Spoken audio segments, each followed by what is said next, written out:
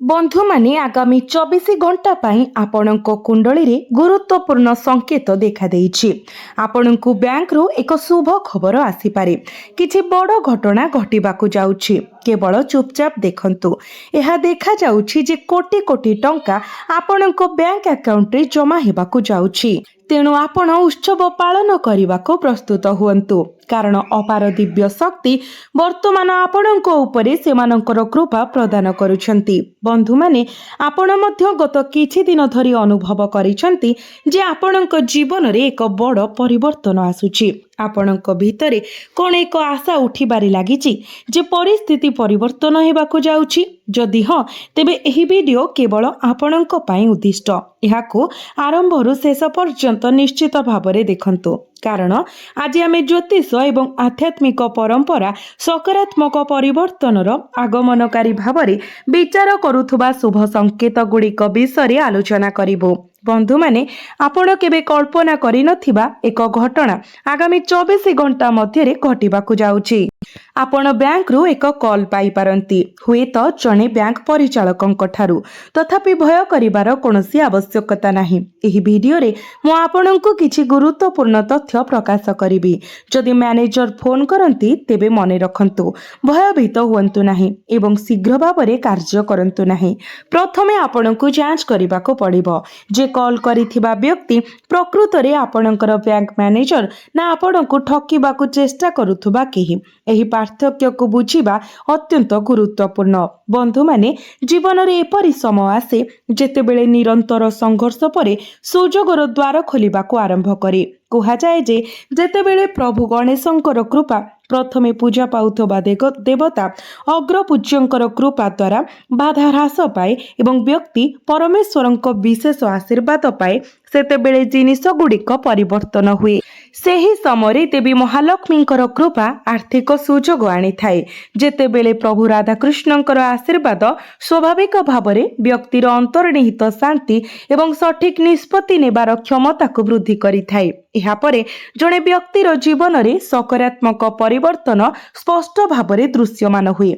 बंधु माने आगामी दिन रे आपण एक बैंक कंपनी चाकिरी व्यवसाय किंबा दीर्घ दिन धरी पड़ी रहिथिबा कार्य सह जड़ित शुभ खबर पाई पारंती।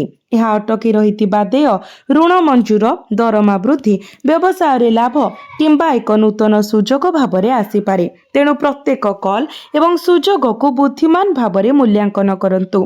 तथापि एपरि संभावना मध्य अछि जे आपणक निकटतर केही जणे अपरिचित लोक परि व्यवहार करी आपणकु ठकीबाकू चेष्टा करि पारंती। किछि लोक अछंती जो माने प्रथमे आपणक सहित बंधुता करंती एवं आपणक जोगाजोग नंबर मागंती केवल परे आपणकु ब्लैकमेल करिबा पई। तेनु आपणकु सतर्क रहिबाकू पड़िबो। ग्रह मानकर गोचर सूचाई थाए जे आपण आपणकर चाकिरी किंबा व्यवसाय रे नूतन उत्स एवं बैंक रु लाभ पाइबाकू जाउछंती। तथापि आपणकु सतर्क रहिबाकू पड़िबो। सर्वोपरि आमे कଳି जुगरे बास करूछु जेउठारे काहाकू अंध भाबरे विश्वास करिबा निज पादरे गुली मारिबा सहित समान। बंधु माने जदि आपण समय को मूल्य दियंती तेबे मोर कथा को मजा भाबी भूलंतु नाही। दया करी एही वीडियो को शेष पर्यंत देखंतु। ज्योतिष शास्त्र अनुसार जेतेबेले किछि ग्रह अनुकूल भाबरे समान हुअंती आपणक कठिन परिश्रमर फल पाइबार संभावना बढ़ी जाए। किंतु मने रखंतु ग्रह गुड़िक केवल सुजोग प्रदान करंती। कठिन परिश्रम धैर्य एवं सठिक निष्पत्ति द्वारा सफलता आसी थाए। मु एहा पूर्वरु उल्लेख करिछि किंतु मु एहाको पुनर्बार कहूछि। तेणु आपण एहाको मने रखंतु। दयाकरी एही गुरुत्वपूर्ण भिडियोटी को केवल सेतेबेले देखंतु जेतेबेले आपण संपूर्ण एकुटिया रहुछंती अन्य मानक ठारू दूर रे। एक गुरुत्वपूर्ण घटना घटिबाकू जाउछि। गुरु शुक्र एवं बुधंकर भ्रमण आपणक जीवन रे हठात एवं बड़ परिवर्तन आनिबाकू जाउछि। शनि वर्तमान तृतीय चतुर्थ एवं एकादश भावरे अछंती। फलस्वरूप आपणक मध्यरु केतेक विवाह संबंधी बाधा गुड़िकर सम्मुखीन होई पारंती। तथापि आपणको धैर्य अवलंबन करिबाकू पड़िबो। କାରଣ ଧୈର୍ଯ୍ୟ ଖୁସି ଏବଂ ଧୀରେ ଧୀରେ ସଫଳତା ଆଡ଼କୁ ନେଇଯାଏ। ଯଦି ଆପଣ ଦୀର୍ଘ ସମୟ ଧରି ଆର୍ଥିକ ଅସୁବିଧା କିମ୍ବା ଅନ୍ୟ କୌଣସି ପ୍ରକାରର ସମସ୍ୟା ସହିତ ସଂଘର୍ଷ କରୁଛନ୍ତି, ତେବେ ଆଶା ହରାନ୍ତୁ ନାହିଁ। କୌଣସି କଷ୍ଟକର ସମୟ ଚିରସ୍ଥାୟୀ ନୁହେଁ। ଜୀବନରେ ଆପଣ ଯେକୌଣସି ପ୍ରକାରର ସମସ୍ୟାର ସମ୍ମୁଖୀନ ହୁଅନ୍ତୁ ନା କାହିଁକି, ସେଗୁଡ଼ିକ କେବଳ ଅସ୍ଥାୟୀ। ଶେଷରେ ଏକ ସମୟ ଆସେ ଯେତେବେଳେ ଆପଣ ନିଜକୁ ଆନନ୍ଦରେ ନାଚିବାର ଦେଖିବେ। ଏହା ବ୍ୟତୀତ ସକାରାତ୍ମକ ଚିନ୍ତାଧାରା, ସଚ୍ଚୋଟତା ଏବଂ ନିରନ୍ତର ପ୍ରୟାସ ପ୍ରାୟତଃ ଆପଣଙ୍କ ଜୀବନର ଗତିପଥକୁ ପରିବର୍ତ୍ତନ କରିପାରେ। ମୁଁ ନିଶ୍ଚିତ ଭାବରେ କହିପାରେ ଯେ ଆଗାମୀ ସମୟ ଆପଣଙ୍କ ପାଇଁ ସାଧାରଣ ହେବ ନାହିଁ। ଏହା ଆପଣଙ୍କ ଜୀବନର ସବୁଠାରୁ ବିଶେଷ ଏବଂ ଆଶ୍ଚର୍ଯ୍ୟଜନକ ସମୟ ମଧ୍ୟରୁ ଗୋଟିଏ ହେବ, ଯାହାକୁ ଆପଣ ସର୍ବଦା ମନେ ରଖିବେ। ଯଦି ଆପଣ ଦୀର୍ଘ ସମୟ ଧରି ଆର୍ଥିକ ଅସୁବିଧା ସହିତ ସଂଘର୍ଷ କରୁଛନ୍ତି, ତେବେ ସାହସ ହରାନ୍ତୁ ନାହିଁ। ପ୍ରଭୁ ହନୁମାନ, ଦେବୀ ମହାଲକ୍ଷ୍ମୀ ଏବଂ ଭଗବାନ ଗଣେଶ ଆପଣଙ୍କ ପ୍ରତି ଅତ୍ୟନ୍ତ ଦୟାଳୁ ଅଛନ୍ତି ଏବଂ ବର୍ତ୍ତମାନ ଆପଣଙ୍କ ସମସ୍ତ ପ୍ରୟାସ ସଫଳ ହେବାକୁ ଯାଉଛି। ଆସନ୍ତୁ ଏବେ ସେହି ସଂକେତ ଗୁଡ଼ିକ ବିଷୟରେ ଆଲୋଚନା କରିବା, ଯାହାକୁ ଅନେକଙ୍କ ଦ୍ୱାରା ଶୁଭ ବୋଲି ବିବେଚନା କରାଯାଏ। ଉଦାହରଣ ସ୍ୱରୂପ, କୌଣସି ସ୍ପଷ୍ଟ କାରଣ ବିନା ହଠାତ୍ ନୂତନ ଶକ୍ତିର ଉଷ୍ମତା ଅନୁଭବ କରିବା, ଅଟକି ରହିଥିବା କାର୍ଯ୍ୟଗୁଡ଼ିକ ଧୀରେ ଧୀରେ ଆଗକୁ ବଢ଼ିବା ଦେଖିବା, କିମ୍ବା ଅପ୍ରତ୍ୟାଶିତ ଭାବରେ ଆପଣଙ୍କ ଅତୀତର ଲୋକଙ୍କ ସହିତ ଭଲ ସମ୍ପର୍କ ସ୍ଥାପନ କରିବା। ଆପଣ ଏପରି ସଂକେତ ଗୁଡ଼ିକୁ ହାଲୁକା ଭାବରେ ନେବା ଉଚିତ ନୁହେଁ। ନୂତନ ସୁଯୋଗର ସମ୍ମୁଖୀନ ହେବା ଏବଂ ପରିବାର ମଧ୍ୟରେ ଏକ ଆନନ୍ଦମୟ ପରିବେଶ ଅନୁଭବ କରିବା ମଧ୍ୟ ଶୁଭ ସୂଚକ। ପ୍ରକୃତରେ ଲୋକମାନେ ଏକ ଭଲ ପର୍ଯ୍ୟାୟ ଆରମ୍ଭ ହେବା ପୂର୍ବରୁ ପ୍ରାୟତଃ ଏପରି ସଂକେତ ପାଇଥାନ୍ତି। ଯଦି ପଶୁ କିମ୍ବା ପକ୍ଷୀ ଆପଣଙ୍କ ଘରକୁ ଆସି ଦୀର୍ଘ ସମୟ ପାଇଁ ରହନ୍ତି, ତେବେ ଆପଣ ଏହାକୁ ଏକ ସକାରାତ୍ମକ ଲକ୍ଷଣ ଭାବରେ ଦେଖିପାରିବେ। ସେହିପରି ଯଦି କୌଣସି ଅଜଣା ଲୋକ ଆପଣଙ୍କ ଘରକୁ ଆସିଥାଏ ଏବଂ ସେମାନଙ୍କ ଉପସ୍ଥିତି ଆପଣଙ୍କୁ ଖୁସି ଅନୁଭବ କରାଏ, ଭାରାକ୍ରାନ୍ତ ହେବା ପରିବର୍ତ୍ତେ ଏହା ଏକ ଭଲ ଲକ୍ଷଣ। ଯଦି ଆପଣ ଅନୁଭବ କରନ୍ତି ଯେ ଜଣେ ସଦ୍ଗୁଣ ବ୍ୟକ୍ତି ଆପଣଙ୍କ ଜୀବନରେ ପ୍ରବେଶ କରିଛନ୍ତି, ଏପରି ଜଣେ ବ୍ୟକ୍ତି ଯାହାଙ୍କ ଆଗମନ ଆପଣଙ୍କ ଘରକୁ ଖୁସିରେ ଭରି ଦେଇଛି ଏବଂ ଆପଣଙ୍କୁ ଶାନ୍ତି ଏବଂ ସନ୍ତୋଷ ଆଣିଛି, ତେବେ ଏହା ମଧ୍ୟ ଦିବ୍ୟତାର ଏକ ସଂକେତ। ଏପରି ସଂକେତ ସୂଚାଇ ଦିଏ ନାହିଁ ଯେ ଧନ ସହଜରେ ଆସିବ, ବରଂ ସେ ସୂଚାଇ ଦିଅନ୍ତି ଯେ ଆପଣ କଠିନ ପରିଶ୍ରମର ଫଳ ଦେବା ପାଇଁ ସ୍ଥିର। ଜ୍ୟୋତିଷ ଶାସ୍ତ୍ର ପରାମର୍ଶ ଦିଏ ଯେ ଏପରି ଲୋକଙ୍କ ସହିତ ସାକ୍ଷାତ କରିବା ନିଶ୍ଚିତ ଭାବରେ ଜଣଙ୍କ ଜୀବନରେ ସକାରାତ୍ମକ ପରିବର୍ତ୍ତନ ଆଣିଥାଏ। ଯଦି ଆପଣ ଭଗବାନ ଗଣେଶ ଏବଂ ଦେବୀ ମହାଲକ୍ଷ୍ମୀଙ୍କର ଆଶୀର୍ବାଦ ସର୍ବଦା ଆପଣଙ୍କ ସହିତ ରହୁ ବୋଲି ଚାହାନ୍ତି, ନିଶ୍ଚିତ କରି ଯେ ଆପଣ କେବେ କୌଣସି ଜିନିଷର ଅଭାବର ସମ୍ମୁଖୀନ ନ ହୁଅନ୍ତୁ, ତେବେ ପ୍ରତ୍ୟେକ ଦିନ ସ୍ନାନ ପରେ ଏକ ଦୀପ ଜାଳନ୍ତୁ। ଏହା ସହିତ ଓମ୍ ଗମ୍ ଗଣପତୟେ ନମଃ ମନ୍ତ୍ର 108 ଥର ଜପ କରନ୍ତୁ। ଯେହେତୁ ଶୁକ୍ରବାର ଦିନ ଦେବୀ ଲକ୍ଷ୍ମୀଙ୍କ ନିକଟରେ ଉତ୍ସର୍ଗୀକୃତ, ଆପଣ ପ୍ରତ୍ୟେକ ଶୁକ୍ରବାର ଦିନ ମା ଲକ୍ଷ୍ମୀଙ୍କର ବିଶେଷ ରୀତିରେ ପୂଜାର୍ଚ୍ଚନା କରନ୍ତୁ। ଆପଣଙ୍କ କାର୍ଯ୍ୟରେ ସଚ୍ଚୋଟତା ବଜାୟ ରଖନ୍ତୁ।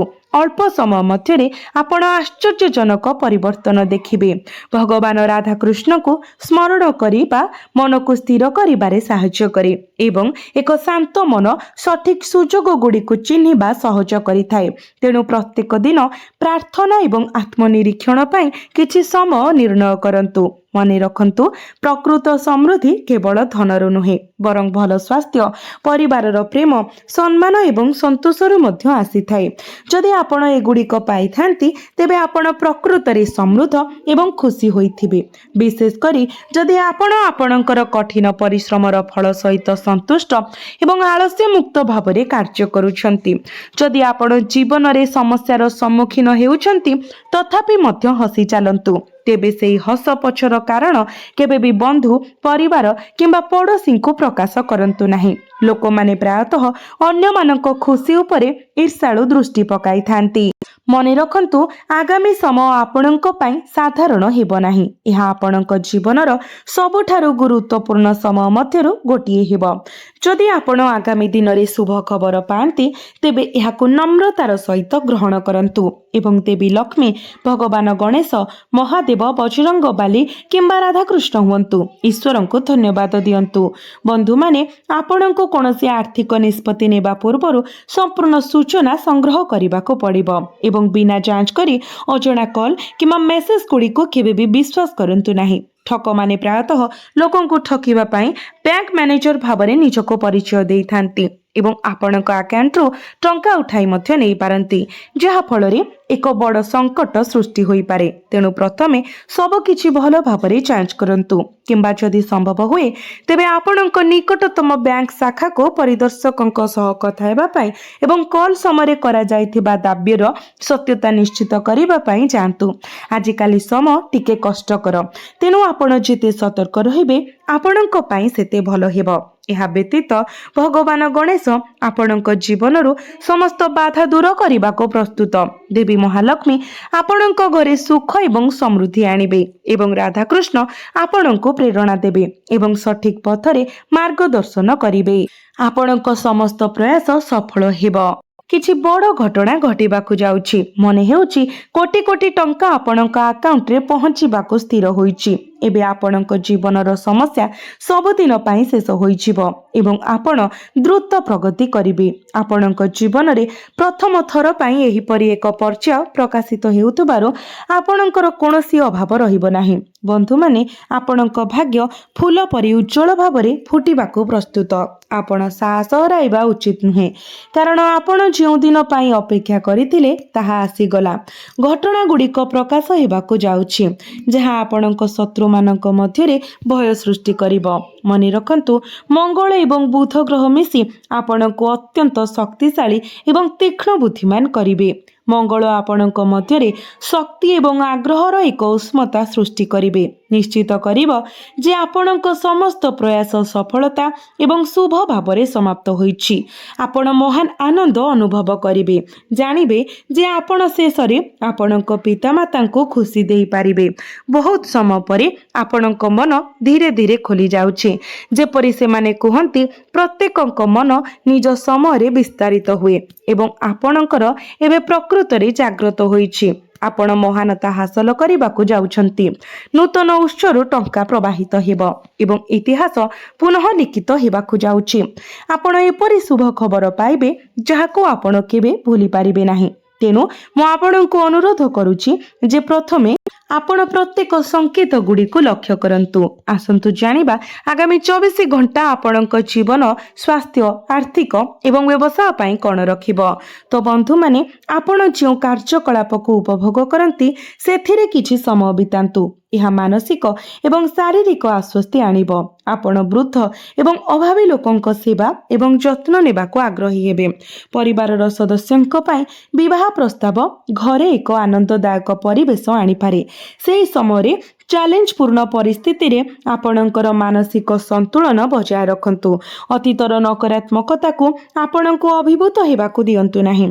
वर्तमान उपरे ध्यान दियंतु। शीघ्र हेबा अपेक्षा शांत भावरे कार्य गुड़ी को संपूर्ण करंतु एवं बेआईन कार्यकलाप रे कोनोसी आग्रह को एडांतु, कारण यह आपणक प्रतिष्ठा आपणक व्यवसाय उभय को क्षति पहुंचाई पारे। आपण गणमाध्यम एवं आपणक नेटवर्क माध्यम रे गुरुत्वपूर्ण सूचना पाइबे, जहा आपणक व्यवसाय पई अत्यंत गुरुत्वपूर्ण एवं लाभदायक प्रमाणित हेबो।